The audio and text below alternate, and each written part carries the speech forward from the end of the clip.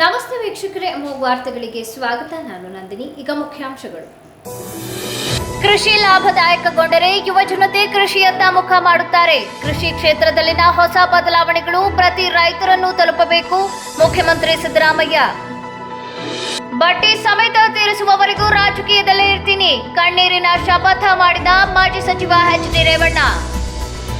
2025-26ನೇ ಸಾಲಿನ ಎಸ್ಎಸ್ಎಲ್ಸಿ ಪರೀಕ್ಷೆಯ ಫಲಿತಾಂಶದಲ್ಲಿ 2ನೇ ಸ್ಥಾನ ಚನ್ನರಾಯಪಟ್ಟಣ ತಾಲೂಕಿನ ವಿದ್ಯಾರ್ಥಿಗಳಿಗೆ ಮತ್ತು ಬಿಇಒ, ಬಿಆರ್ಸಿ ಮತ್ತು ಎಲ್ಲ ಶಾಲೆಯ ಮುಖ್ಯ ಶಿಕ್ಷಕರು, ಸಹ ಶಿಕ್ಷಕರು ಹಾಗೂ ಖಾಸಗಿ ಶಾಲೆಯ ಆಡಳಿತ ಮಂಡಳಿಗೆ ಅಭಿನಂದನೆ ಸಲ್ಲಿಸಿದ ಶಾಸಕ ಸಿಎನ್ ಬಾಲಕೃಷ್ಣ. ವಾರ್ತೆಗಳ ವಿವರ. ಕೃಷಿ ಕ್ಷೇತ್ರದಲ್ಲಿನ ಹೊಸ ಬದಲಾವಣೆಗಳು ಪ್ರತಿ ರೈತರನ್ನು ತಲುಪಬೇಕು. ಈ ದಿಸೆಯಲ್ಲಿ ಎಫ್ಕೆಸಿಸಿಐನ ಪ್ರಯತ್ನ ಉತ್ತಮವಾಗಿದೆ ಎಂದು ಮುಖ್ಯಮಂತ್ರಿ ಸಿದ್ದರಾಮಯ್ಯ ತಿಳಿಸಿದರು. ಕರ್ನಾಟಕ ವಾಣಿಜ್ಯ ಮತ್ತು ಕೈಗಾರಿಕಾ ಮಹಾಸಂಸ್ಥೆ ಆಯೋಜಿಸಿದ ಗ್ಲೋಬಲ್ ಅಗ್ರಿ ಟೆಕ್ ಸಮ್ಮಿಟ್ 2026 ಉದ್ಘಾಟಿಸಿ ಮಾತನಾಡಿದ ಅವರು, ಎಫ್ಕೆಸಿಸಿಐ ಅಧ್ಯಕ್ಷರಾದ ಶ್ರೀಮತಿ ಉಮಾರೆಡ್ಡಿ ಅವರು ಉತ್ತಮ ವಾಣಿಜ್ಯೋದ್ಯಮಿಯಾಗಿ ನನಗೆ ಚಿರಪರಿಚಿತರು. ಕೃಷಿ ವಿವಿ ಹಾಗೂ ಎಫ್ಕೆಸಿಸಿಐ ಸಹಭಾಗಿತ್ವದಲ್ಲಿ ಏರ್ಪಡಿಸಲಾದ ಗ್ಲೋಬಲ್ ಅಗ್ರಿ ಟೆಕ್ ಸಮ್ಮಿಟ್ 2026 ರೈತರಿಗೆ ಸಹಾಯಕಾರಿಯಾಗಿದೆ. ರೈತರಿಗೆ ಉಪಯುಕ್ತವಾದ ಈ ಕಾರ್ಯಕ್ರಮದಲ್ಲಿ ಸಾವಯವ ಕೃಷಿ ಹಾಗೂ ಯಂತ್ರೋಪಕರಣಗಳ ವಸ್ತು ಪ್ರದರ್ಶನ ಏರ್ಪಡಿಸಿರುವುದು ಉತ್ತಮವಾಗಿದೆ. ಆದರೆ ವಸ್ತು ಪ್ರದರ್ಶನವನ್ನು ಪ್ರತ್ಯೇಕವಾಗಿ ಆಯೋಜಿಸುವುದು ಉತ್ತಮವಾಗಿದೆ. ಇಂತಹ ಕಾರ್ಯಕ್ರಮಗಳಲ್ಲಿ ರೈತರು ಹೆಚ್ಚು ಸಂಖ್ಯೆಯಲ್ಲಿ ಭಾಗವಹಿಸುವಂತಾಗಬೇಕು ಎಂದು ಹೇಳಿದರು. ಶ್ರೀಮತಿ ಉಮಾರೆಡ್ಡಿ ಅವರು ಅಧ್ಯಕ್ಷರಾದ ಮೇಲೆ ಬಹಳ ಸಾರಿ ಎಫ್ಕೆಸಿಸಿಐ ಬರಬೇಕು ಅಂತೇಳಿ ಆಹ್ವಾನವನ್ನು ಕೊಟ್ಟಿದ್ದರು. ಶ್ರೀಮತಿ ಉಮಾರೆಡ್ಡಿ ಅವರು ಬಹಳ ವರ್ಷಗಳಿಂದ ಪರಿಚಯ ನನಗೆ. ಅವರು ಒಬ್ಬರು ಒಳ್ಳೆ ಎಂಟರ್ಪ್ರಿನರ್. ಈಗ ಎಫ್ಕೆಸಿಸಿಐ ಅಧ್ಯಕ್ಷರಾಗಿದ್ದಾರೆ. ನಾವು ಯಾವುದಾದ್ರೂ, ನಾನು ಹೇಳಿದೆ ಎಫ್ಕೆಸಿಸಿಐ ಸುಮ್ಮನೆ ಬರಲ್ಲ, ನಾನು ಏನಾದ್ರು ಕಾರ್ಯಕ್ರಮ ಮಾಡಿ ಆ ಕಾರ್ಯಕ್ರಮ ಕರೀರಿ ಅಂತ ಹೇಳಿದ್ದೆ. ಈಗ ಒಂದು ಕಾರ್ಯಕ್ರಮವನ್ನು ಏರ್ಪಾಡು ಮಾಡಿದ್ದಾರೆ, global agri tech summit. Global agri tech summit ಇದು ಕೃಷಿ ವಿಶ್ವವಿದ್ಯಾನಿಲಯ ಮತ್ತು ಎಫ್ಕೆಸಿಸಿಐ ಎರಡು ಸೇರಿ ಮಾಡಿರ್ತಕ್ಕಂಥ ಕಾರ್ಯಕ್ರಮ. ಈ ಕಾರ್ಯಕ್ರಮವನ್ನು ಅತ್ಯಂತ ಸಂತೋಷದಿಂದ ಉದ್ಘಾಟನೆ ಮಾಡಿದ್ದೇನೆ ಅಂತ ಹೇಳಲಿಕ್ಕೆ ಬಯಸ್ತಾ. ಇವತ್ತು ಭಾರತ ದೇಶ ಕೃಷಿ ಪ್ರಧಾನವಾದಂಥ ದೇಶ.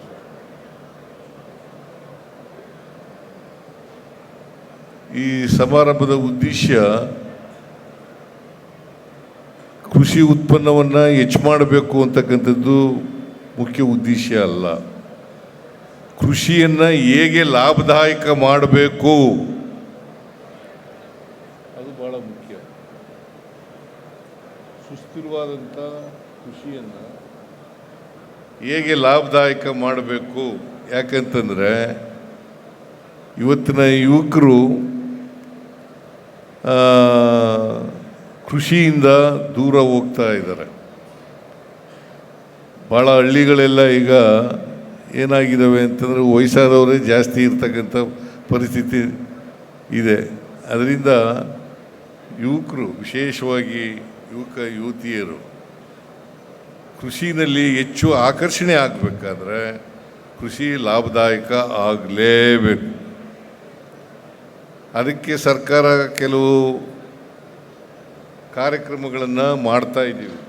ಕೃಷಿ ಲಾಭದಾಯಕ ಆಗಲಿಕ್ಕೆ ಏನೇನು ಬೇಕು ಅವೆಲ್ಲ ಮಾಡ್ತಾ ಇದ್ದೀವಿ. ಅದ್ರ ಜೊತೆಗೆ ನೀವು ಕೂಡ, ಕೈಗಾರಿಕೆಯವರು ಕೂಡ ನಮ್ಮ ಜೊತೆ ಕೈ ಜೋಡಿಸಿದ್ರೆ ಇನ್ನೂ ಹೆಚ್ಚು ಲಾಭದಾಯಕ ಮಾಡಲಿಕ್ಕೆ ಅನುಕೂಲ ಆಗ್ತದೆ. ಅದನ್ನು ಮಾಡ್ತಕ್ಕಂಥ ಪ್ರಯತ್ನವನ್ನು ನೀವು ಮಾಡ್ತಾ ಇದ್ದೀರಿ. ಆದರೆ ಅದಕ್ಕೆ ನಾನೇನು ಹೇಳೋದು, ಕೃಷಿನಲ್ಲಿ ಏನೇನು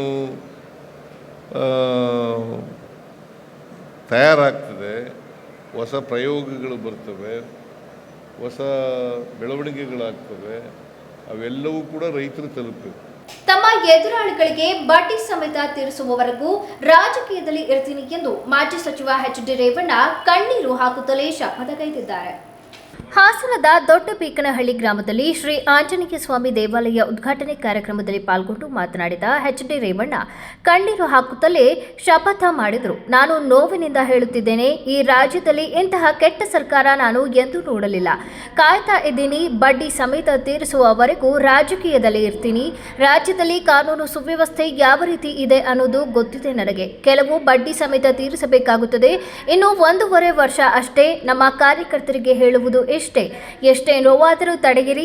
ಬಡ್ಡಿ ಸಮೇತ ತೀರಿಸದೆ ಹೋದರೆ ನನ್ನನ್ನು ರೇವಣ್ಣ ಎಂದು ಕರೆಯಬೇಡಿ. ಚಾಲೆಂಜ್ ಹಾಕಿ ಆ ಕೆಲಸ ಮಾಡಿ ತೋರಿಸುತ್ತೀನಿ. ನನಗೆ ಗೊತ್ತಿದೆ ಏನೇನು ಸುಳ್ಳು ಕೇಸ್ ಹಾಕಿಸಿದ್ದಾರೆ ಅಂತ. ನಾನು ಇನ್ನೂ ಶಾಂತ ರೀತಿಯಿಂದ ಇದ್ದೀನಿ. ಯಾರೂ ತಲೆ ಕೆಡಿಸಿಕೊಳ್ಳುವುದು ಬೇಕಾಗಿಲ್ಲ. ದೇವೇಗೌಡರು ರಾಜಕೀಯವಾಗಿ ಮುಗಿದು ಹೋದರು ಎನ್ನುವ ಕಾಲದಲ್ಲಿ ಶಕ್ತಿ ಕೊಟ್ಟ ಗ್ರಾಮಗಳು, ಅವುಗಳನ್ನು ಮರೆಯಲು ಆಗಲ್ಲ. ನಾನು ಅಧಿಕಾರಕ್ಕೆ ಬಂದ ದಿನವೇ ರಸ್ತೆಗೆ ಹಣ ಕೊಟ್ಟಿದ್ದೇನೆ. ನಾನು ನೋವಿನಿಂದ ಹೇಳುತ್ತಿದ್ದೇನೆ, ಈ ರಾಜ್ಯದಲ್ಲಿ ಇಂತಹ ಕೆಟ್ಟ ಸರ್ಕಾರ ನಾನು ನೋಡಲಿಲ್ಲ. ಕಾಯ್ತಾ ಇದ್ದೀನಿ, ಬಡ್ಡಿ ಸಮೇತ ತೀರಿಸುವವರೆಗೂ ರಾಜಕೀಯದಲ್ಲಿ ಇರ್ತೀನಿ. ಯಾವ್ಯಾವ ಅಧಿಕಾರಿಗಳು ಯಾವ್ಯಾವ ರೀತಿ ನಡೆಯುತ್ತಿದೆ ಗೊತ್ತಿದೆ. ಅಂತೆಯೇ ದೇವೇಗೌಡರಿಗೆ 1990ನೇ ಇಸವಿಯಲ್ಲಿ ರಾಜಕೀಯ ಶಕ್ತಿ ಕೊಟ್ಟ ಗ್ರಾಮ ದೊಡ್ಡಬೀಕನಹಳ್ಳಿ. ಕುಮಾರಣ್ಣನ ಹಿಡಿದು ಸುಮಾರು 450 ಕೋಟಿ ರೂಪಾಯಿ ಕೆಲಸವನ್ನ ಈ ಹೋಬಳಿಗೆ ಮಾಡಿದ್ದೀನಿ. 140 ದೇವಸ್ಥಾನಗಳ ಕಟ್ಟಲು ಕೆಲಸ ಮಾಡಿದ್ದೀನಿ ಎಂದು ಹೇಳಿದರು. ನಾಲ್ಕಳ್ಳಿಗೆ ಹೋಗ್ಬೇಕು. ಇವತ್ತು ಈ ಭಾಗದ ಈ ರೋಡ್ ಇದೆಯಲ್ಲ, ಈ ರೋಡ್ನಲ್ಲೇ ದೇವೇಗೌಡರಿಗೆ 1990ನೇ ಇಸ್ವಿಲಿ ರಾಜಕೀಯ ಶಕ್ತಿ ಕೊಟ್ಟಂತ ಊರಿದ್ರೆ ದೊಡ್ಡ ಸಾಕಳ್ಳಿ. ಏಕೆಂದರೆ ಆ ಉದ್ದೇಶದಿಂದನೇ ನಾನು ಕಾನೂನು ನೋಡಲಿಲ್ಲ. ಕುಮಾರಣ್ಣನ ಹಿಡಿದು ಸುಮಾರು 450 ಕೋಟಿವರೆಗೆ ಕೆಲಸ ಮಾಡಿದ್ದೀವಿ. ಇದೊಂದು ಹೋಬಳಿಗೆ 450 ಕೋಟಿಗೆ ಮಿಗಿಲಾಗಿ ನಾವು ಸುಮಾರು 140 ದೇವಸ್ಥಾನಗಳಿಗೆ ಇವತ್ತು ಕೆಲಸ ಮಾಡಿ ಕುಮಾರಸ್ವಾಮಿ ಇಲ್ಲಿ ಮಾಜಿ ಮಂತ್ರಿಗಳಿದ್ದಾರೆ. ಯಾಕೆ ನನಗೊಂದು ಸ್ವಲ್ಪ ನೋವಿನಿಂದ ಹೇಳ್ತಾ ಇದ್ದೀನಿ, ಈ ರಾಜ್ಯದಲ್ಲಿ ಇಂಥ ಕೆಟ್ಟ ಸರ್ಕಾರ ನಾನು ನೋಡಲಿಲ್ಲ. ಕಾಯ್ತಾ ಇದ್ದೀನಿ, ಬಡ್ಡಿ ಸಮೇತ ತೀರಿಸೋವರಿಗೆ ರಾಜಕೀಯದಲ್ಲಿ ಯಾರ್ಯಾರ ಅಧಿಕಾರಿಗಳು ಯಾವ್ಯಾವ ರೀತಿ ನಡೀತಾ ಇದೆ ಗೊತ್ತಿದೆ. ಕೆಲವು ರೋಡ್ ಬಗೆಸ್ತಾವ್ರೆ. 15 ವರ್ಷ 20 ವರ್ಷ ಇದ್ದರೆ ಯಾರೋ 15 ವರ್ಷ ರಂಗನಾಥಪುರ ಅಂತ ಹೇಳಿ ವಿಲೇಜ್, ನಾಚಿಕೆ ಆಗುತ್ತೆ. ಪೊಲೀಸ್ ಇಲಾಖೆ ಇದೆಯೇನ್ರಿ ಇಲ್ಲಿ ಜಿಲ್ಲೆಯಲ್ಲಿ? ಹೋಗಿ 16 ವರ್ಷದಿಂದ ರಸ್ತೆ ಇದೆ, ಜಿಲ್ಲಾ ಪಂಚಾಯತಿಲಿ ದುಡ್ಡು ಕೊಟ್ಟವ್ರೆ, ಕೆಲಸ ಮಾಡಿದ್ದಾರೆ. ಇಡೀ ಊರಿನ ಮೇಲೆ ಕಂಪ್ಲೇಂಟ್ ಕೊಡೋಕೆ ಹೋಗ್ತಾರೆ. ಯಾರೋ ಒಂದು ಮನೆಗೋಸ್ಕರ ಈ ಜಿಲ್ಲೆ ಪೊಲೀಸ್ ಇಲಾಖೆ ಇದೆಯಾ? ನಾನು ಯಾಕೆಂದರೆ ಅಡಿಷನ್ ಡಿವೈಎಸ್ಪಿ ಬಗ್ಗೆ ನಾನು ಹೇಳ್ತಾ ಇಲ್ಲ. ಯಾತಕ್ಕೋಸ್ಕರ ಇದು ಮಾಡ್ತಾರೆ? ಪೊಲೀಸ್ ಕಂಪ್ಲೇಂಟ್ ಕೊಡಿ ಅಂತ ಪ್ರೆಷರ್ ಮಾಡಿಸ್ತಾರೆ. ಯಾರು? ಯಾಕೆಂದರೆ ಯಾವ ಮಟ್ಟಕ್ಕಿದೆ ಅನ್ನೋದನ್ನ ನೀವು ಅರ್ಥ ಮಾಡಬೇಕಾಗುತ್ತೆ. ಇರಲಿ, ಏನು ಎಲ್ಲೂ ಹೋಗಲ್ಲ. ಕೆಲವು ಅಧಿಕಾರಿಗಳು ಯಾವ ರೀತಿ ನಡ್ಕೊತಾ ಇದ್ದಾರೆ ಅಂತ ನೋಡ್ತಾ ಇದ್ದೀನಿ. ಇರೋದು ಯಾರು ಒಂದು ಸ್ವಲ್ಪ ಬನ್ನಿ ಕಡೆ. ಈಗ ರಾಜ್ಯದಲ್ಲಿ ಕಾನೂನು ಸುವ್ಯವಸ್ಥೆ ಹೆಂಗಿದೆ ಅನ್ನೋದು ಗೊತ್ತಿದೆ ನನಗೆ. ಕೆಲವು ಬಡ್ಡಿ ಸಮೇತ ತೀರಿಸಬೇಕಾಗುತ್ತೆ. ಇನ್ನೊಂದು 1.5 ವರ್ಷ ನಮ್ಮ ಕಾರ್ಯಕರ್ತರಿಗೆ ಹೇಳೋದಿಷ್ಟೇ, ಎಷ್ಟೇ ನೋವಾದರೂ ತಡೀರಿ. ಬಡ್ಡಿ ಸಮೇತ ತೀರಿಸ್ತು ಹೋದ್ರೆ ನಾನು ರೇವಣ್ಣ ಅಂತ ಕರಿಬೇಡಿ. ಆ ಕೆಲಸ ಚಾಲೆಂಜ್ ಮಾಡಿ ತೋರಿಸ್ತೀನಿ. ನನಗೆ ಗೊತ್ತಿದೆ ಯಾವ್ಯಾವ ರೀತಿ ಏನೇನು ಸುಳ್ಳು ಕೇಸ್ ಹಾಕ್ಸೋದು. 40-50 ವರ್ಷ ಜಮೀನು ಮಂಜೂರಾತಿಯಾಗಿ 40 ವರ್ಷ ಐತೆ, ವಾಸ ಅವರೇ ಅಲ್ಲಿ ಹೋಗೋದು, ಕೇಸ್ ಕೊಡಿಸೋದು, ಅವ್ರ ಮೇಲೆ FIR ಹಾಕ್ಸೋದು, ಈ ಥರ ನಡೀತಾ ಇದೆ. ನಾನು ಇನ್ನೂ ಶಾಂತ ರೀತಿಯಿಂದ ಇದ್ದೀನಿ. ಪಾಪ ಈಗ ಬಂದಿರೋ SP ಒಳ್ಳೆಯರಿದ್ದಾರೆ, ನಮ್ಮ DSP ಪಾಪ ಒಳ್ಳೆ ಮನುಷ್ಯರು. ನಾನು ಅವ್ರ ಬಗ್ಗೆ ನಾನು ಮಾತಾಡ್ತಾ ಇಲ್ಲ. ಹಿಂದಿನ ದಿನಗಳಲ್ಲಿ ನಡೆದಿರೋಂಥ ಕತೆ ಹೇಳ್ತಾ ಇದ್ದೀನಿ ನಾನು. ಅದನ್ನು ಯಾರು ಈ ತಲೆ ಕೆಡಿಸ್ಕೊಳ್ಳಬೇಕಾಗಿಲ್ಲ. ನಾನು ಹೇಳೋದು ಇದು ಈ ರಸ್ತೆ. ಒಂದು ಸ್ವಲ್ಪ ಇರ್ರಿ, ಈ ರಸ್ತೆ ಇದೆಯಲ್ಲ, ಸ್ಟಾರ್ಟಿಂಗಿಂದ ಎರಡನೆಯಿಂದ ಹಿಡಿದು ಒಂದು ಸ್ವಲ್ಪ ಬನ್ರಿ ಈ ಕಡೆ, ಕಬ್ಬತ್ತಿವರೆಗೆ ರಾಜಕೀಯ ದೇವೇಗೌಡರಿಗೆ, ಅವತ್ತಿನ ಕಾಲದಲ್ಲಿ ದೇವೇಗೌಡರು ರಾಜಕೀಯ ಮುಗಿದೋದ್ರು ಅನ್ನೋ ಕಾಲದಲ್ಲಿ ಶಕ್ತಿ ಕೊಟ್ಟಂಥ ಯಾವ್ದಾದ್ರು ಗ್ರಾಮಗಳಿದ್ರೆ ಇವತ್ತು ಎರಡನೇ ಗ್ರಾಮ ಇರ್ಬೋದು, ದೊಡ್ಡಬೀಕ್ನಳ್ಳಿ ಇರ್ಬೋದು, ಚೆನ್ನಂಗಳ್ಳಿ ಇರ್ಬೋದು, ಕಬ್ಬತ್ತಿ ಇರ್ಬೋದು, ಅಂಕಪುರ ಇರ್ಬೋದು, ಸತ್ತಿಗರಳ್ಳಿ, ಮಾದಾಪುರ, ಸತ್ತಿಗರಳ್ಳಿ, ಕೊಪ್ಪಲು, ಅಂಕನಹಳ್ಳಿ, ಇವೆಲ್ಲ ನಾವು ಮರೆಯೋಕ್ಕಾಗಲ್ಲ. ಆ ಉದ್ದೇಶದಿಂದನೇ ನಾನು ಅಧಿಕಾರಕ್ಕೆ ಬಂದ ದಿವಸನೇ ಈ ರಸ್ತೆಗೆ ಎಷ್ಟು ಹಣ ಬೇಕೋ ಇದಕ್ಕೆ ಪೂರ್ತಿ ಹಣನ ನಾನು ಕೊಟ್ಟಿದ್ದೀನಿ. ಈ ರಸ್ತೆ ಅಲ್ಲಿಂದ ಹಿಡಿದು ಅಂಕನಹಳ್ಳಿವರೆಗೂ ರಸ್ತೆಗೆ ಎಷ್ಟು ಹಣ ಬೇಕಾದರೂ 3 ಸಾರಿನೂ ನಾವೇ, ಕುಮಾರಸ್ವಾಮಿ ನಮ್ಮ ಶಾಸಕರಿದ್ದಾರಲ್ಲ, ಮಾಜಿ ಮಂತ್ರಿಗಳು, ಅವರು ನಾವಿಬ್ಬರೇ ಸೇರಿ ಈ ರಸ್ತೆಗೆ ಏನಾದ್ರು ಹಣ ಕೊಟ್ಟಿದ್ರೆ ನಾವು ಇಲ್ಲಿ ಈ ಜಿಲ್ಲೆ ಕುಮಾರಸ್ವಾಮಿಯರು ಸೋಲ್ಬೇಕಾಗಿದ್ರೆ ಕುತಂತ್ರದಿಂದ ಸೋತಿದ್ದಾರೆ ಅಷ್ಟೇ, ಇನ್ನೇನಿಲ್ಲ. ಕೆಲವು ವ್ಯಕ್ತಿಗಳು ಒಳಗಡೆ ಇದ್ದು ಮೋಸ ಮಾಡಬಹುದು, ಕುಮಾರಸ್ವಾಮಿಯವರು ಸೋಲ್ಸಿರ್ಬೋದು. ನಾವು ಸ್ವಲ್ಪ ಜಾಗೃತವಾಗಿದ್ದರೆ ಕುಮಾರಸ್ವಾಮಿಯವರು ಶಾಸಕರಾಗಿರೋರು, ಅದನ್ನು ನಾವು ಮರೆಯೋಕ್ಕಾಗಲ್ಲ. ಕುಮಾರಸ್ವಾಮಿ ಒಬ್ಬ ಪ್ರಾಮಾಣಿಕವಾದಂಥ ರಾಜಕಾರಣಿ, ಅವರು 3 ಬಾರಿ ಗೆಲ್ಲಿಸಿದರೆ ಭಗವಂತ ಮುಂದೆ ಅವ್ರಿಗೆ ಒಳ್ಳೆಯದಾಗುತ್ತೆ ಅಂತೇಳಿ ಈ ಸಂದರ್ಭದಲ್ಲಿ ರಾಜ್ಯದಲ್ಲಿ ಇವತ್ತು ಕಬ್ಬತ್ತಿ ಕ್ರಾಸಲ್ಲಿ ಜೂನಿಯರ್ ಕಾಲೇಜ್ ಕೊಡಿಸಿದ್ದೆ, ಅದನ್ನು ಬಾಗಿಲು ಮುಚ್ಚಿದ್ರು. ಅಲ್ಲೊಂದು 2 ಹಾಸ್ಟೆಲ್ ಮಾಡಿದ್ರೆ ಕಬ್ಬತ್ತಿ ಕಾಲೇಜ್ ಉಳ್ಕೊಳ್ಳೋದು. 2025-26ನೇ ಸಾಲಿನ ಎಸ್ಎಸ್ಎಲ್ಸಿ ಫಲಿತಾಂಶದಲ್ಲಿ ಚನ್ನರಾಯಪಟ್ಟಣ ತಾಲೂಕು 98.21% ಫಲಿತಾಂಶ ದಾಖಲು ಮಾಡುವ ಮೂಲಕ ಜಿಲ್ಲೆಗೆ 2ನೇ ಸ್ಥಾನ ಗಳಿಸಿದೆ. ಇದಕ್ಕೆ ಕಾರಣರಾದ ತಾಲೂಕಿನ ವಿದ್ಯಾರ್ಥಿಗಳಿಗೆ ಮತ್ತು ಬಿಇಒ, ಬಿಆರ್ಸಿ ಮತ್ತು ಎಲ್ಲ ಶಾಲೆಯ ಮುಖ್ಯ ಶಿಕ್ಷಕರು, ಸಹ ಶಿಕ್ಷಕರು ಹಾಗೂ ಖಾಸಗಿ ಶಾಲೆಯ ಆಡಳಿತ ಮಂಡಳಿಗೆ ಅಭಿನಂದನೆ ಸಲ್ಲಿಸುವುದಾಗಿ ಶಾಸಕ ಸಿಎನ್ ಬಾಲಕೃಷ್ಣ ಹೇಳಿದರು. ಎಸ್ಎಸ್ಎಲ್ಸಿ ಫಲಿತಾಂಶ ಪ್ರಕಟಗೊಂಡು ತಾಲೂಕು 2ನೇ ಸ್ಥಾನ ಗಳಿಸಿರುವ ಸಂಭ್ರಮದ ಕುರಿತಾಗಿ ಸುದ್ದಿಗೋಷ್ಠಿಯಲ್ಲಿ ಮಾತನಾಡಿದ ಅವರು, ಈ ಫಲಿತಾಂಶಕ್ಕಾಗಿ ಕಾರಣವಾದ ಎಲ್ಲ ವಿದ್ಯಾರ್ಥಿಗಳಿಗೆ ಮೊದಲಿಗೆ ಅಭಿನಂದನೆ ಸಲ್ಲಿಸುವುದಾಗಿ ಹೇಳಿದ ಅವರು, 2808 ವಿದ್ಯಾರ್ಥಿಗಳು ಪರೀಕ್ಷೆ ಬರೆದಿದ್ದು, ಈ ಪೈಕಿ 1334 ಹುಡುಗರು, 1424 ಬಾಲಕಿಯರು, ಇವರ ಪೈಕಿ 2758 ತೇರ್ಗಡೆ ಹೊಂದಿದ್ದಾರೆ. ತಾಲೂಕಿನಲ್ಲಿರುವ 76 ಪ್ರೌಢಶಾಲೆಗಳಿದ್ದು, 46 ಸರ್ಕಾರಿ ಪ್ರೌಢಶಾಲೆಗಳಿದ್ದು, 29 ಶಾಲೆಗಳು 100% ಫಲಿತಾಂಶ ದಾಖಲಿಸಿವೆ. ಅನುದಾನಿತ 8ರಲ್ಲಿ 3, ಅನುದಾನಿತ ರಹಿತ 22ರಲ್ಲಿ 18 ಶಾಲೆಗಳು, 50 ಶಾಲೆಗಳಲ್ಲಿ 100% ಫಲಿತಾಂಶಕ್ಕೆ ಕಾರಣವಾಗಿವೆ.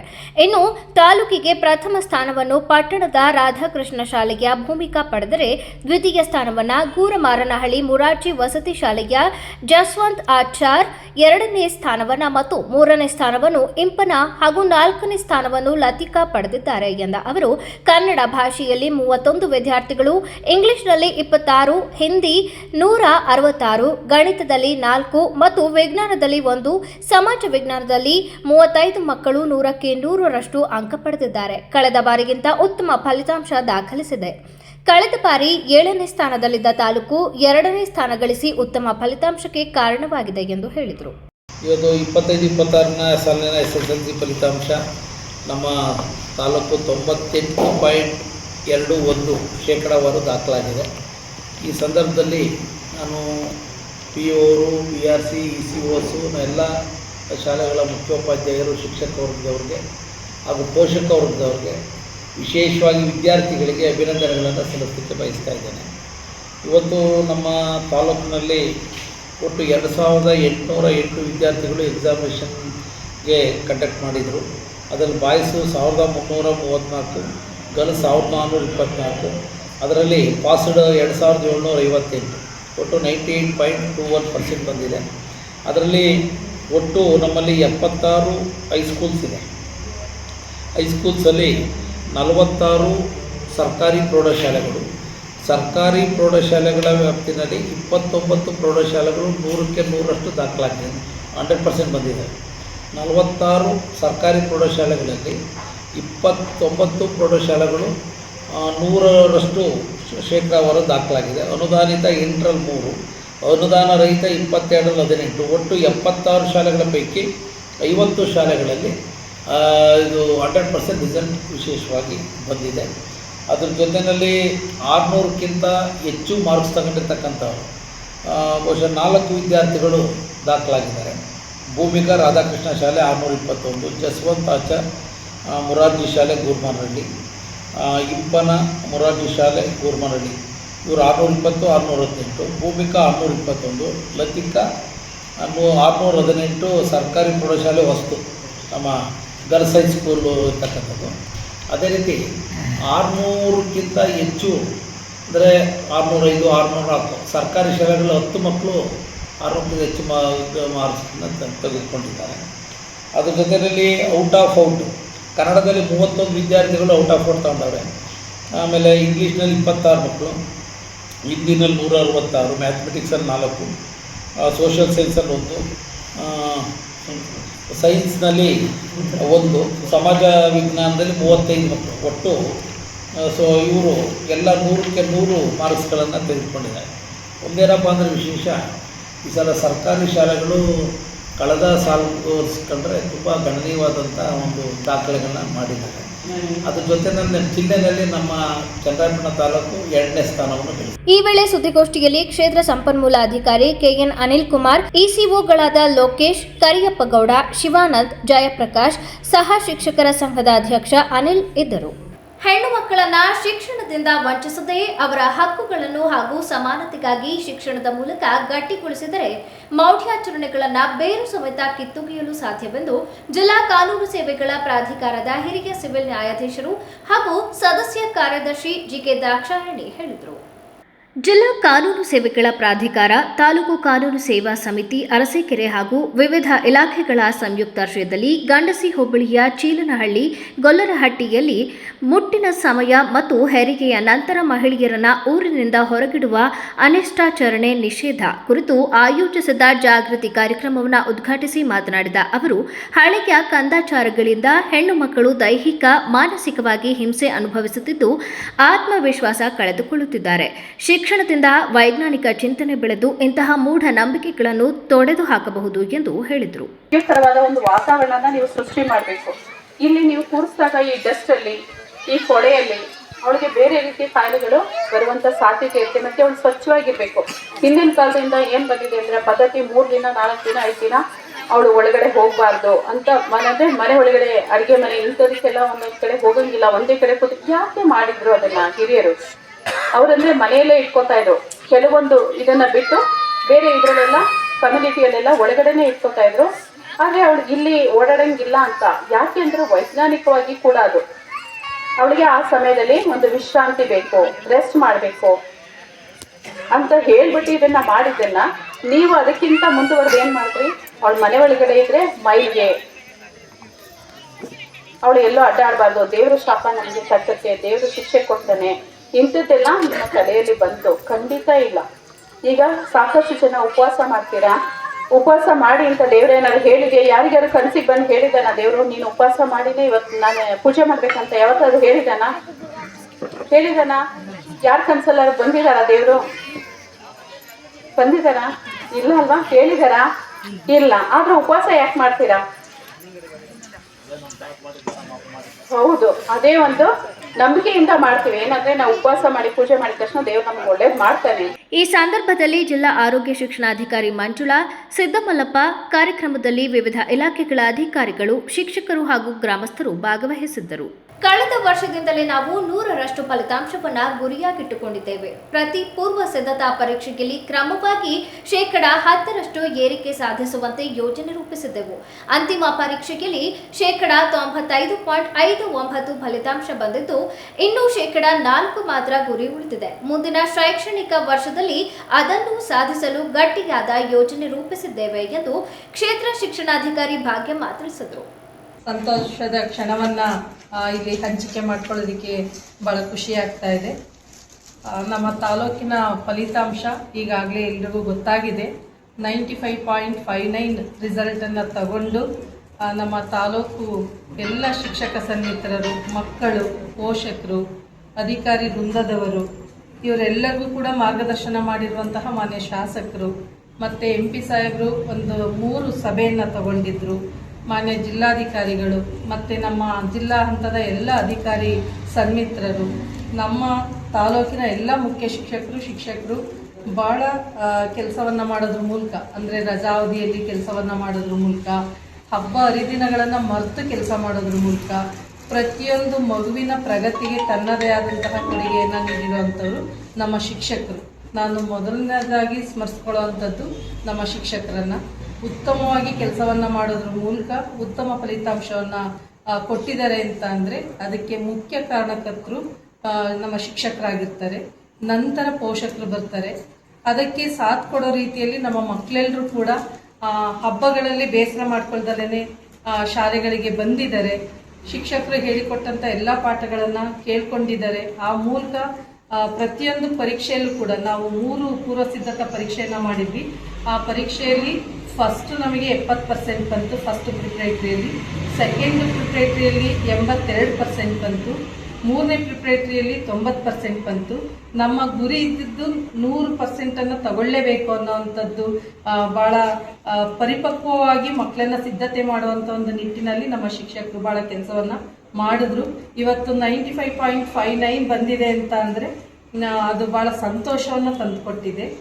ಇದಕ್ಕೆ ಸಹಕಾರ ಮಾಡಿರುವಂಥವರು ಈ ಸಂದರ್ಭದಲ್ಲಿ ಶಿವಮರಿಯಪ್ಪ, ಧನಂಜಯ್, ನವೀನ್ ಕುಮಾರ್, ನಾರಾಯಣ್, ಮೋಹನ್ ರಾಜ್, ನವೀನ್ ಸೇರಿದಂತೆ ಇತರರು ಹಾಜರಿದ್ದರು. ಈಗ ಜಾಹೀರಾತು. ನಾನು ಯಾವತ್ತೂ ಮರೆಯಲ್ಲ, ನಾನು ಚಿಕ್ಕವನಾಗಿದ್ದಾಗ ಹುಟ್ಟದಬ್ಬ ಅಂದ್ರೆ ಚಾಕ್ಲೇಟ್. ಜೊತೆಯಾಗಿದ್ದರೆ ಎಲ್ಲರೂ ಸಿಹಿಯಾದ ಸಂಭ್ರಮವು, ಖುಷಿ ಇದ್ದರೆ ಎಲ್ಲೆಲ್ಲೂ ಪ್ರತಿದಿನವೂ ಸಡಗರವು.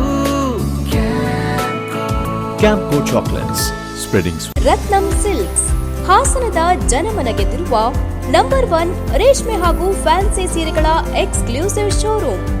ನಮ್ಮಲ್ಲಿ ಮಹಿಳೆಯರ ಮನಸೂರೆಗೊಳ್ಳುವ Kanchipuram silk sarees, Mysuru silks, pure Banaras silks, fancy ಹಾಗೂ cotton sarees, KSIC grade crepe silk, suiting and shirting, ಇನ್ನು ಹಲವಾರು ಬಗೆಯ ಸೀರೆಗಳು ನಿಮ್ಮ ಕೈಗೆಟುಕುವ ದರದಲ್ಲಿ ದೊರೆಯುತ್ತವೆ. ವರ್ಷದ 365 ದಿನಗಳಲ್ಲೂ ಹೋಲ್ಸೇಲ್ ದರದಲ್ಲಿ ಮಾರಾಟ. ಗ್ರಾಹಕರಿಗೆ ಪಾರ್ಕಿಂಗ್ ಹಾಗೂ ಶೌಚಾಲಯದ ವ್ಯವಸ್ಥೆಯೂ ಲಭ್ಯ.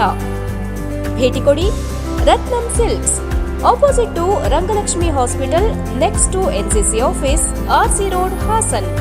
ಫೋನ್ ನಂಬರ್ 9164210699 ಹಾಗೂ 08172296399.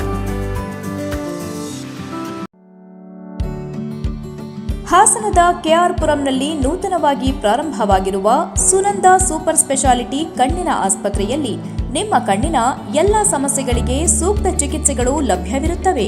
ಪ್ರತಿದಿನ ನುರಿತ ತಜ್ಞರಾದಂಥ doctor Chiranth I M phaco surgeon, doctor Sumanth I M retina surgeon, doctor Madhumita M phaco surgeon ನಿಮ್ಮ ಸೇವೆಗೆ ಲಭ್ಯವಿರುತ್ತಾರೆ.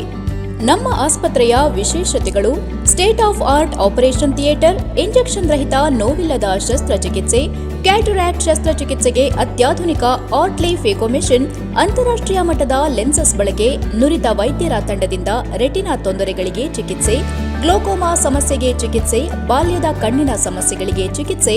ನಮ್ಮಲ್ಲಿ ಅತ್ಯಾಧುನಿಕ OCT machine, laser machine, vitrectomy machine ಹಾಗೂ ಇತರೆ ಕಣ್ಣಿನ ಸಮಸ್ಯೆಗಳಿಗೆ ಬೇಕಾಗುವ ಮೆಷಿನ್ಗಳು ಲಭ್ಯವಿರುತ್ತವೆ.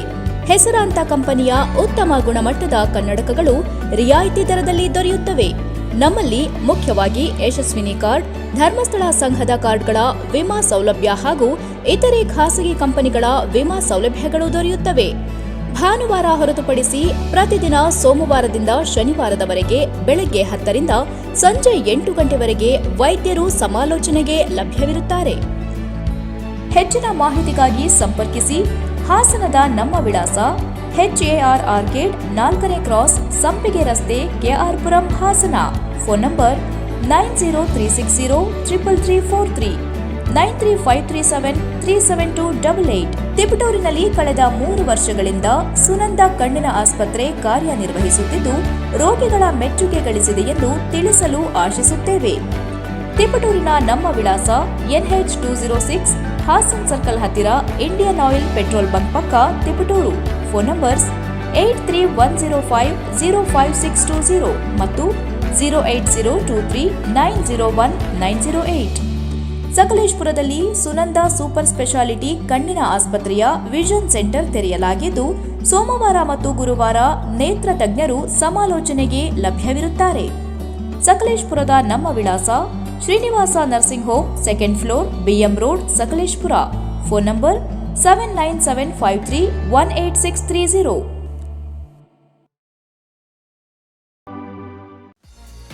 ಅಧ್ಯಯನ ಪದವಿ ಪೂರ್ವ ಕಾಲೇಜು ಹಾಸನ ಉತ್ಕೃಷ್ಟ ಗುಣಮಟ್ಟದ ಶಿಕ್ಷಣದೊಂದಿಗೆ ವಿದ್ಯಾರ್ಥಿಗಳ ಭವಿಷ್ಯದ ಭದ್ರ ಬುನಾದಿಗೆ ಸಹಕಾರಿಯಾಗಿರುವ ನಮ್ಮ ಕಾಲೇಜು ತನ್ನ 3ನೇ ವರ್ಷಕ್ಕೆ ಪಾದಾರ್ಪಣೆ ಮಾಡುತ್ತಿರುವುದು ನಮ್ಮೆಲ್ಲರಿಗೂ ಸಂತಸದ ವಿಷಯ. ಅಧ್ಯಯನ ಪದವಿ ಪೂರ್ವ ಕಾಲೇಜಿನಲ್ಲಿ ವಿಜ್ಞಾನ ವಿಭಾಗದಲ್ಲಿ PCMB, PCMC ಮಾತ್ರವಲ್ಲದೆ ವಾಣಿಜ್ಯ ವಿಭಾಗದಲ್ಲಿ CEBA ಕೋರ್ಸ್ಗಳು ಸಹ ಲಭ್ಯವಿದೆ. ವಿದ್ಯಾರ್ಥಿಗಳ ಸರ್ವತೋಮುಖ ಶಿಕ್ಷಣದ ಅಭಿವೃದ್ಧಿಗಾಗಿ ಮೂಲ ಶಿಕ್ಷಣದೊಂದಿಗೆ KCET, NEET, JEE ಕೋರ್ಸ್ಗಳ ಜೊತೆಗೆ ಸಾಫ್ಟ್ವೇರ್ ಡೆವಲಪ್ಮೆಂಟ್, ಬ್ಯಾಂಕಿಂಗ್ ಕೋರ್ಸ್ಗಳು ಹಾಗೂ CA ಫೌಂಡೇಶನ್ ತರಬೇತಿಯನ್ನ ನೀಡಲಾಗುವುದು. ಜೊತೆಗೆ ಕಲೆ, ನಾಟಕ, ಕ್ರೀಡೆ, ಸ್ಕೌಟ್ಸ್ ಅಂಡ್ ಗೈಡ್ಸ್, ವ್ಯಕ್ತಿತ್ವ ವಿಕಸನ, ಸಂಸ್ಕೃತಿಗಳ ಆಚರಣೆ, ರಸ್ತೆ ಸುರಕ್ಷತಾ ಕಾರ್ಯಕ್ರಮ, ಮಹಿಳಾ ಸಬಲೀಕರಣ, ಕಣ್ಣು ಮತ್ತು ಆರೋಗ್ಯ ತಪಾಸಣಾ ಶಿಬಿರಗಳು, ಗಿಡ ನೆಡುವ ಕಾರ್ಯಕ್ರಮಗಳು ಹಾಗೂ ಸೈಬರ್ ಕ್ರೈಮ್ ಜಾಗೃತಿಯಂತಹ ವಿವಿಧ ಕಾರ್ಯಕ್ರಮಗಳನ್ನು ಹಮ್ಮಿಕೊಂಡಿದ್ದೇವೆ. ಅತ್ಯುತ್ತಮ ಅಂಕಗಳನ್ನು ಗಳಿಸಿದ ವಿದ್ಯಾರ್ಥಿಗಳಿಗೆ ಸ್ಕಾಲರ್ಶಿಪ್ ಕೂಡ ಲಭ್ಯವಿದೆ. ನುರಿತ ಉಪನ್ಯಾಸಕರು ಹಾಗೂ ಸುಸಜ್ಜಿತ ಲ್ಯಾಬ್ಗಳನ್ನು ಒಳಗೊಂಡಿರುವ ನಮ್ಮ ಅಧ್ಯಯನ ಪದವಿ ಪೂರ್ವ ಕಾಲೇಜಿನಲ್ಲಿ ವಿದ್ಯಾರ್ಥಿಗಳಿಗೆ ಪ್ರತ್ಯೇಕವಾದ ಹಾಸ್ಟೆಲ್ನ ವ್ಯವಸ್ಥೆ ಕೂಡ ಲಭ್ಯವಿದೆ.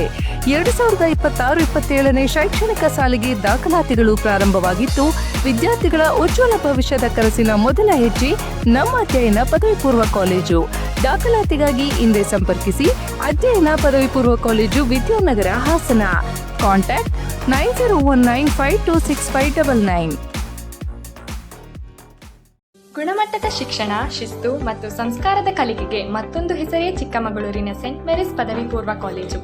10 ಎಕರೆ ವಿಶಾಲವಾದ ಪರಿಸರ ಸ್ನೇಹಿ ಆವರಣ, ವಿಶ್ವದರ್ಜೆಯ ಪ್ರಯೋಗಾಲಯಗಳು, ನೈಸರ್ಗಿಕವಾಗಿ ನಿರ್ಮಿಸಿರುವ ವಿಶಾಲವಾದ ಶಾಲಾ ಕೊಠಡಿಗಳು, ಬಾಲಕ ಬಾಲಕಿಯರಿಗೆ ಪ್ರತ್ಯೇಕ ಹಾಸ್ಟೆಲ್ ವ್ಯವಸ್ಥೆ, 400 ಜನರು ಒಟ್ಟಿಗೆ ಕುಳಿತು ಊಟ ಮಾಡಬಹುದಾದ ಡೈನಿಂಗ್ ಹಾಲ್, ಅತ್ಯಂತ ಅನುಭವಿ ನುರಿತ ಶಿಕ್ಷಕರ ವೃಂದ, ಹೀಗೆ ಎಲ್ಲ ಮೂಲಭೂತ ವ್ಯವಸ್ಥೆಗಳಿಂದ ವಿದ್ಯಾರ್ಥಿಗಳ ಸೇವೆಗೆ ಸಕಲ ರೀತಿಯಿಂದಲೂ ಕಾಲೇಜು ಸಜ್ಜುಗೊಂಡಿದೆ. ವಿಜ್ಞಾನ ಮತ್ತು ವಾಣಿಜ್ಯ ವಿಭಾಗಗಳಲ್ಲಿ ಸ್ಪರ್ಧಾತ್ಮಕ ಕೋರ್ಸ್ಗಳಾದ CET, NEET, JEE, ನಾಟ ಮತ್ತು CA ಫೌಂಡೇಶನ್ ಕೋರ್ಸ್ಗಳಿಗೆ ಅನುಭವಿ ಉಪನ್ಯಾಸಕರಿಂದ ಬೋಧನಾ ಕಾರ್ಯ ನಡೆಯುತ್ತಿದ್ದು, ಮಕ್ಕಳಿಗೆ ಉತ್ತಮ ಶಿಕ್ಷಣ ನೀಡುವತ್ತ ಸಂಸ್ಥೆಯು ದಾಪುಗಾಲ ನೀಡುತ್ತಿದ್ದು, ಇಂದು ಜಿಲ್ಲೆ ಮಾತ್ರವಲ್ಲದೆ ಹೊರ ಜಿಲ್ಲೆಗಳಿಂದಲೂ ಅಪಾರವಾದ ಕೀರ್ತಿ ಮತ್ತು ಸಾಧನೆಗೆ ಸಂಸ್ಥೆ ಹೆಸರುವಾಸಿಯಾಗಿದೆ. ಆಸಕ್ತರು ವಿವರಗಳಿಗಾಗಿ ಹಿಂದೆ ಸಂಪರ್ಕಿಸಿ ಮಾಹಿತಿ ಪಡೆಯಬಹುದಾಗಿದೆ. 6360539736. 100 ವರ್ಷಗಳು 100 ದಿನಗಳು ಮೇಕಿಂಗ್ ಶುಲ್ಕದಲ್ಲಿ 100% ರಿಯಾಯಿತಿ. Bhima legacy fest 100 days offer. ಚಿನ್ನ, ಬೆಳ್ಳಿ ಮತ್ತು ವಜ್ರದ ಮೇಲಿನ ಮೇಕಿಂಗ್ ಶುಲ್ಕದಲ್ಲಿ 100% ವರೆಗೆ ರಿಯಾಯಿತಿ ಪಡೆಯಿರಿ ಮತ್ತು ಪ್ರತಿ 1 ಲಕ್ಷ ರೂಪಾಯಿ ಮೌಲ್ಯದ ವಜ್ರದ ಮೇಲೆ 24 ಕ್ಯಾರೆಟ್ ಚಿನ್ನದ ಬಾರ್ ಉಚಿತವಾಗಿ ಪಡೆಯಿರಿ. ಎಲ್ಲಾ ಭೀಮಾ ಮಳಿಗೆಗಳಲ್ಲಿ ಲಭ್ಯ. ಷರತ್ತುಗಳು ಅನ್ವಯ. ಗೋಮತಿ ಕಲ್ಯಾಣ ಮಂಟಪ 14 ವಸಂತಗಳನ್ನು ಪೂರೈಸಿ 15ನೇ ವರ್ಷಕ್ಕೆ ಪಾದಾರ್ಪಣೆ ಮಾಡುತ್ತಿರುವ ನಮ್ಮ ಗೋಮತಿ ಕಲ್ಯಾಣ ಮಂಟಪವನ್ನ ಹೊಚ್ಚ ಹೊಸ ರೂಪದಲ್ಲಿ ನಿಮ್ಮ ಮುಂದೆ ಪ್ರಸ್ತುತಪಡಿಸುತ್ತಿದ್ದೇವೆ. ಅತ್ಯಾಧುನಿಕವಾಗಿ ನವೀಕರಣಗೊಂಡ ಕಲ್ಯಾಣ ಮಂಟಪದಲ್ಲಿ 1200 ಜನರು ಕೂರಬಹುದಾದಂತಹ ಬ್ಯಾಂಕ್ವೆಟ್ ಹಾಲ್ ಹಾಗೂ 700 ಜನರು ಊಟ ಮಾಡಬಹುದಾದ ಡೈನಿಂಗ್ ಹಾಲ್ ಇದ್ದು, ಮದುವೆ, ಬೀಗರ ಔತಣ, ನಾಮಕರಣ ಮತ್ತು ಎಲ್ಲ ಶುಭ ಸಮಾರಂಭಗಳಿಗೆ ಸಸ್ಯಾಹಾರಿ ಮತ್ತು ಮಾಂಸಾಹಾರಿ ಔತಣಗಳಿಗೆ ಹಾಲ್ ಅನ್ನ ನೀಡಲಾಗುತ್ತದೆ. 4 ಎಕರೆಗೂ ಅಧಿಕ ಜಾಗದಲ್ಲಿ ವಾಹನಗಳಿಗೆ ಉತ್ತಮವಾದ ಪಾರ್ಕಿಂಗ್ ವ್ಯವಸ್ಥೆ ಸಹ ಲಭ್ಯವಿದೆ. ನಿಮ್ಮ ಕುಟುಂಬದ ಸುಂದರ ಕಾರ್ಯಕ್ರಮಗಳನ್ನ ಅತ್ಯುತ್ತಮ ಕ್ಷಣಗಳನ್ನಾಗಿ ಮಾರ್ಪಾಡಾಗಿಸಲು ಒಂದು ಒಳ್ಳೆಯ ಜಾಗ, ಅದುವೇ ನಮ್ಮ ಗೋಮತಿ ಕಲ್ಯಾಣ ಮಂಟಪ. ಗೋಮತಿ ಕಲ್ಯಾಣ ಮಂಟಪ, ಕೋಟ್ ಹೊಸ ಬಸ್ ನಿಲ್ದಾಣದ ಹತ್ತಿರ, ಚನ್ನಪಟ್ಟಣ ಬಡಾವಣೆ, ಹೊಳೆನರಸೀಪುರ ರಸ್ತೆ, ಹಾಸನ. ಬುಕಿಂಗ್ ಹಾಗೂ ಹೆಚ್ಚಿನ ಮಾಹಿತಿಗಾಗಿ ಸಂಪರ್ಕಿಸಿ 9484827261 ಮತ್ತು 8970568666. ಮತ್ತೊಮ್ಮೆ ಅಮೋಘ ವಾರ್ತೆಗಳಿಗೆ ಸ್ವಾಗತ. ಕನ್ನಡ ಚಿತ್ರರಂಗದ ಅಪ್ರತಿಮ ನಟ, ಗಾನಗಂಧರ್ವ, ಕರ್ನಾಟಕ ರತ್ನ, ಪದ್ಮಭೂಷಣ ಪುರಸ್ಕೃತ ಹಾಗೂ ಕನ್ನಡಿಗರ ಹೃದಯ ಸಾಮ್ರಾಟ ಡಾಕ್ಟರ್ ರಾಜ್ಕುಮಾರ್ ಅವರ 98ನೇ ವರ್ಷದ ಜನ್ಮದಿನವನ್ನು ಹಾಸನ ಜಿಲ್ಲಾ ಕ್ರೀಡಾಂಗಣದಲ್ಲಿ ಅರ್ಥಪೂರ್ಣವಾಗಿ ಹಾಗೂ ಸರಳವಾಗಿ ಆಚರಿಸಲಾಯಿತು. ಕಾರ್ಯಕ್ರಮದಲ್ಲಿ ಭಾಗವಹಿಸಿದ್ದ ಜಿಲ್ಲಾ ಪತ್ರಕರ್ತರ ಸಂಘದ ಮಾಜಿ ಅಧ್ಯಕ್ಷ ರವಿ ನಾಕ್ಲಗೂಡು ಮಾತನಾಡಿ, ಡಾಕ್ಟರ್ ರಾಜ್ಕುಮಾರ್ ಅವರು ಕೇವಲ ಒಬ್ಬ ನಟನಲ್ಲ, ಕನ್ನಡ ನಾಡಿನ ಹೆಮ್ಮೆ, ಅಪರೂಪದ ಗಾಯಕ, ಕನ್ನಡ ಪರ ಹೋರಾಟಗಾರ ಹಾಗೂ ಜನಮನ ಗೆದ್ದ ಮಹಾನ್ ವ್ಯಕ್ತಿತ್ವದ ಧನಿ. ಡಾಕ್ಟರ್ ರಾಜ್ಕುಮಾರ್ ಎಂದರೆ ಒಂದು ಸಮುದಾಯಕ್ಕೆ ಅಥವಾ ರಾಜಕೀಯ ಪಕ್ಷಕ್ಕೆ ಸೇರಿದ ವ್ಯಕ್ತಿಯಲ್ಲ. ಅವರು ಪ್ರತಿಯೊಬ್ಬ ಕನ್ನಡಿಗರ ಮನೆಯ ಮಗ. ತಮ್ಮ ಸರಳತೆ, ಶಿಸ್ತಿನ ಜೀವನ, ಕಲಾ ಪ್ರೇಮ ಹಾಗೂ ಕನ್ನಡದ ಮೇಲಿನ ಅಭಿಮಾನದಿಂದ ಅವರು ಜನಮನದಲ್ಲಿ ಶಾಶ್ವತ ಸ್ಥಾನ ಪಡೆದಿದ್ದಾರೆ. ಅವರು ನಟನೆಯಷ್ಟೇ ಅಲ್ಲ, ಗಾಯನದಲ್ಲಿಯೂ ಅಪ್ರತಿಮ ಸಾಧನೆ ಮಾಡಿದ್ರು. ಅವರ ಅನೇಕ ಹಾಡುಗಳು ಇಂದಿಗೂ ಜನಮನದಲ್ಲಿ ಜೀವಂತವಾಗಿವೆ. ಕನ್ನಡ ಚಿತ್ರರಂಗದಲ್ಲಿ ಅನೇಕ ನಟರು ಬಂದಿದ್ದಾರೆ, ಹೋಗಿದ್ದಾರೆ. ಆದರೆ ಡಾಕ್ಟರ್ ರಾಜ್ಕುಮಾರ್ ಎಂಬ ಹೆಸರು ಸೂರ್ಯ ಚಂದ್ರ ಇರುವವರೆಗೂ ಅಮರವಾಗಿಯೇ ಉಳಿಯುತ್ತದೆ ಎಂದು ಹೇಳಿದರು. ಡಾಕ್ಟರ್ ರಾಜ್ಕುಮಾರ್ ಅವರು ಕೇವಲ ಒಬ್ಬ ನಟನಾಗಿ ಈ ನಾಡಿನಲ್ಲಿ ಇರಲಿಲ್ಲ, ಅವರೊಬ್ಬ ಅತ್ಯದ್ಭುತವಾದಂಥ ಗಾಯಕರು ಕೂಡ ಹೌದು, ಕನ್ನಡ ಪರ ಹೋರಾಟಗಾರರು ಕೂಡ ಹೌದು, ಅವರು ದಾದಾ ಸಾಹೇಬ್ ಫಾಲ್ಕೆ ಪ್ರಶಸ್ತಿ ವಿಜೇತರು ಕೂಡ ಹೌದು, ಕರ್ನಾಟಕ ರತ್ನವನ್ನು ತಗೊಂಡಂಥವರು. ಅವರಿಗೆ ನಾಡಿನಲ್ಲಿ ಬರಬಾರ ಅತಿ ದೊಡ್ಡ ಎಲ್ಲ ಪ್ರಶಸ್ತಿಗಳನ್ನು ಅವರ ಮುಡಿಗೆ ಇರಿಸಿಕೊಂಡಂಥವರು ಡಾಕ್ಟರ್ ರಾಜ್ಕುಮಾರ್. ಡಾಕ್ಟರ್ ರಾಜ್ಕುಮಾರ್ ಅವ್ರನ್ನ ನಾವೆಂದಿಗೂ ಕೂಡ ಮರೀಲಿಕ್ಕೆ ಸಾಧ್ಯವಿಲ್ಲ. 7 ಕೋಟಿ ಕನ್ನಡಿಗರು ಪ್ರತಿನಿತ್ಯ ಡಾಕ್ಟರ್ ರಾಜ್ಕುಮಾರ್ ಅವ್ರನ್ನ ನೆನೆದೇ ನೆನೆಯುವಂಥ ಒಂದು ಸಂದರ್ಭ ಕೂಡ ಯಾವಾಗಲೂ ಕೂಡ ಬರ್ತದೆ.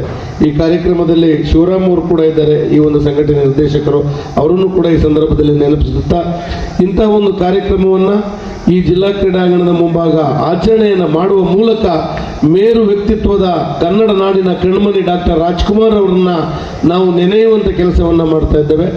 ರಾಜ್ಕುಮಾರ್ ಅವರು ಇನ್ನೂ 100 ಕಾಲ ಸೂರ್ಯ ಚಂದ್ರ ಇರುವವರು ಕೂಡ ಅವರ ನಟನೆಯನ್ನು ಯಾರೂ ಕೂಡ ಮರೀಲಿಕ್ಕೆ ಸಾಧ್ಯ ಇಲ್ಲ. ಎಷ್ಟೋ ಜನ ಕನ್ನಡದ ನಾಡಿನಲ್ಲಿ ಚಿತ್ರರಂಗದ ನಟ ನಟಿಯರು ಬಂದೋಗಿರ್ಬೋದು, ಆದರೆ ಡಾಕ್ಟರ್ ರಾಜ್ಕುಮಾರ್ ಮಾತ್ರ ನಮ್ಮ ಮನಸ್ಸಿನಲ್ಲಿ, ನಮ್ಮ ಕಣ್ಣಿನಲ್ಲಿ ಯಾವಾಗಲೂ ಕೂಡ ಶಾಶ್ವತವಾಗಿ ಉಳಿಯುವಂತಹ ಸಾಕ್ಷಿ ಗುಡ್ಡೆಗಳನ್ನು ಈ ನಾಡಿನಲ್ಲಿ ಬಿಟ್ಟು ಹೋಗಿದ್ದಾರೆ. ಡಾಕ್ಟರ್ ರಾಜ್ಕುಮಾರ್ ಅಂದರೆ ಕೇವಲ ಒಂದು ಸಮುದಾಯಕ್ಕೆ ಸೇರಿದವರಲ್ಲ, ಒಂದು ಸಮಾಜಕ್ಕೆ, ಒಂದು ರಾಜಕೀಯ ಪಕ್ಷಕ್ಕೆ ಸೇರಿದವರಲ್ಲ. ಡಾಕ್ಟರ್ ರಾಜ್ಕುಮಾರ್ ಈ ಕನ್ನಡ ನಾಡಿನ 7 ಕೋಟಿ ಕನ್ನಡಿಗರ ಕಣ್ಮಣಿಯಾಗಿ ಎಲ್ಲರ ಮನೆಯ ಮಗನಾಗಿ ಬೆಳಕನ್ನು ಚೆಲ್ಲಿದವರು ಡಾಕ್ಟರ್ ರಾಜ್ಕುಮಾರ್. ಡಾಕ್ಟರ್ ರಾಜ್ಕುಮಾರ್ ರಾಜಕೀಯವಾಗಿ ಏನಾದರೂ ಆಗಬೇಕು ಅಂದಿದ್ರೆ ಅವತ್ತೇ ನಾಡಿನ ಮುಖ್ಯಮಂತ್ರಿ ಆಗಬಹುದಾಗಿತ್ತು. ಯಾವತ್ತಿಗೂ ಕೂಡ ಅವರು ರಾಜಕೀಯವನ್ನು ಪ್ರವೇಶವನ್ನು ಮಾಡದೆ, ನನಗೂ ರಾಜಕೀಯಕ್ಕೂ ಸಂಬಂಧವಿಲ್ಲ, ನನಗೂ ಕನ್ನಡದ ಮನಸ್ಸುಗಳಿಗೂ ಮಾತ್ರ ಸಂಬಂಧ ಅಂತ ಹೇಳಿ ಕೇವಲ ಅವರನ್ನ ನಟನೆಗಾಗಿ ಮುಡುಪಾಗಿಟ್ಟುಕೊಂಡಂಥವರು ಡಾಕ್ಟರ್ ರಾಜ್ಕುಮಾರ್. ಯುವಜನ ಮತ್ತು ಕ್ರೀಡಾ ಇಲಾಖೆ ಸಹಾಯಕ ನಿರ್ದೇಶಕ ಆನಂದ್ ಮೂರ್ತಿ ಮಾತನಾಡಿ, ಭಾರತೀಯ ಚಿತ್ರರಂಗದಲ್ಲೇ ಎಲ್ಲ ರೀತಿಯ ಪಾತ್ರಗಳನ್ನು ಅತ್ಯಂತ ಸಹಜವಾಗಿ ನಿರ್ವಹಿಸಿದ ಅಪರೂಪದ ನಟ ಎಂದರೆ ಡಾಕ್ಟರ್ ರಾಜ್ಕುಮಾರ್. ಒಬ್ಬ ಕಲಾವಿದನಿಗೆ ಕೇವಲ ನಟನೆಯಲ್ಲ, ಬದುಕಿನ ಮೌಲ್ಯಗಳು ಕೂಡ ಮುಖ್ಯ. ಆ ಮೌಲ್ಯಗಳನ್ನು ಬದುಕಿನಲ್ಲಿ ಅಳವಡಿಸಿಕೊಂಡವರೇ ಡಾಕ್ಟರ್ ರಾಜ್ಕುಮಾರ್. ಅವರಿಗೆ ಬಂದಿರುವ ವರನಟ, ಮೇರು ನಟ ಮೊದಲಾದ ಬಿರುದುಗಳು ಅವರ ಸಾಧನೆಗೆ ಸಾಕ್ಷಿ. ಜಿಲ್ಲಾ ಕ್ರೀಡಾಂಗಣದಲ್ಲಿ ವಾಯು ವಿಹಾರಿಗಳು ಸ್ವಚ್ಛತೆ, ಪರಿಸರ ಸಂರಕ್ಷಣೆ ಹಾಗೂ ಸಾಮಾಜಿಕ ಜವಾಬ್ದಾರಿಯೊಂದಿಗೆ ಇಂತಹ ಕಾರ್ಯಕ್ರಮ ಆಯೋಜಿಸಿರುವುದು ಶ್ಲಾಘನೀಯ. ಸಾರ್ವಜನಿಕ ಸ್ಥಳಗಳ ಸ್ವಚ್ಛತೆ ಕೇವಲ ಇಲಾಖೆಯ ಕೆಲಸವಲ್ಲ, ನಾಗರಿಕರ ಜವಾಬ್ದಾರಿಯೂ ಹೌದು ಎಂದು ಹೇಳಿದರು. ಒಂದು ಆ್ಯಕ್ಟಿಂಗನ್ನು ಮಾಡಬೇಕಾದ್ರೆ, ನಟನೆಯನ್ನು ಮಾಡಬೇಕಾದ್ರೆ ಒಬ್ರಿಗೆ ಮಾತ್ರ ಸೀಮಿತ. ಈಗ ಇನ್ಸ್ಪೆಕ್ಟರ್ ಕ್ಯಾರೆಕ್ಟರ್ ಮಾಡಬೇಕಂದ್ರೆ ಇಂಥವ್ರಿಗೆ ಸೀಮಿತ, ರೌಡಿಸಮ್ ಮಾಡಬೇಕಾದ್ರೆ ಇಂಥವ್ರಿಗೆ ಸೀಮಿತ ಅಂತ ಇದೆ. ಆದರೆ ಕರ್ನಾಟಕದ ಒಂದು ಚಿತ್ರರಂಗವನ್ನು ನಾವು ನೋಡಿದಂಥ ಸಂದರ್ಭದಲ್ಲಿ ಇಡೀ ಒಂದು ಎಲ್ಲ ರೀತಿಯಾದಂಥ ಒಂದು ಕ್ಯಾರೆಕ್ಟರನ್ನು ಕೂಡ ನಟನೆಯನ್ನು ಮಾಡಿರ್ತಕ್ಕಂಥ ಏಕೈಕ ವ್ಯಕ್ತಿ ಅಂದ್ರೂ ಕೂಡ ಅದು ರಾಜ್ಕುಮಾರ್ ಅವರು.